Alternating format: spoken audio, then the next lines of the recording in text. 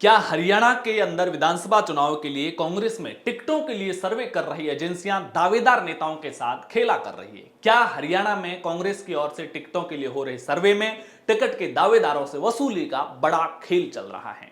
यह सवाल अब खुले तौर पर उठ रहा है और बहुत सारे दावेदारों को भी यह बात धीरे धीरे समझ में आने लगी है। पूरा मामला क्या है आपको विस्तार से बताएंगे, लेकिन सबसे पहले यह जान लीजिए कि हरियाणा में इस समय कांग्रेस पार्टी की ओर से टिकट के लिए 4 एजेंसियां सर्वे कर रही है। पहला सर्वे कांग्रेस हाईकमान की ओर से अधिकृत सर्वे एजेंसी कर रही है, जिसने कर्नाटक के विधानसभा चुनाव में भी किया था। दूसरा सर्वे जो भूपेंद्र हुड्डा एक्स सीएम है उनकी एजेंसी कर रही है। तीसरा सर्वे प्रदेश कांग्रेस कमेटी की एजेंसी कर रही है और चौथा प्रदेश अध्यक्ष चौधरी उदय भान की जो कमेटी है वो कर रही है। सर्वे एजेंसियों के प्रतिनिधियों के इस खेल से टिकट के जो वास्तविक दावेदार नेता है उनका सर्वे से भरोसा उठ गया है। अब खेल को विस्तार से समझिए। दरअसल खेल यह है कि टिकट के दावेदार नेताओं को कहा जा रहा है कि सर्वे में उनका नाम, उनका नंबर दूसरे या तीसरे स्थान पर आ रहा है और इससे पहले स्थान पर किया जा सकता है अगर दावेदार सर्वे एजेंसी की बात को मान लेता है। टिकट के कुछ दावेदार सर्वे में पहले नंबर पर आने के लिए एजेंसियों की बात को मान भी रहे हैं तो कुछ इसे नजरअंदाज कर रहे हैं।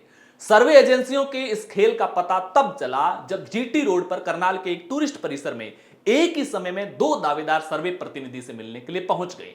इन दोनों दावेदारों को सर्वे एजेंसियों के प्रतिनिधियों ने अलग अलग समय में फोन कर कहा कि लोगों से बातचीत और सर्वे के आधार पर उनका नंबर दूसरे या तीसरे स्थान पर आ रहा है, जिसे पहले स्थान पर किया जा सकता है।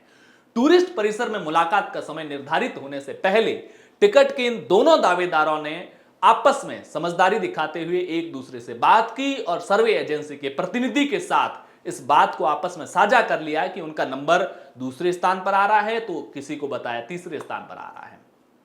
करनाल से कांग्रेस के टिकट के दावेदार इन दोनों नेताओं के सर्वे एजेंसी के प्रतिनिधि से हुई बातचीत के अंश जब आपस में मिले जुले नजर आए तो दोनों ने मिलने का समय निर्धारित कर लिया।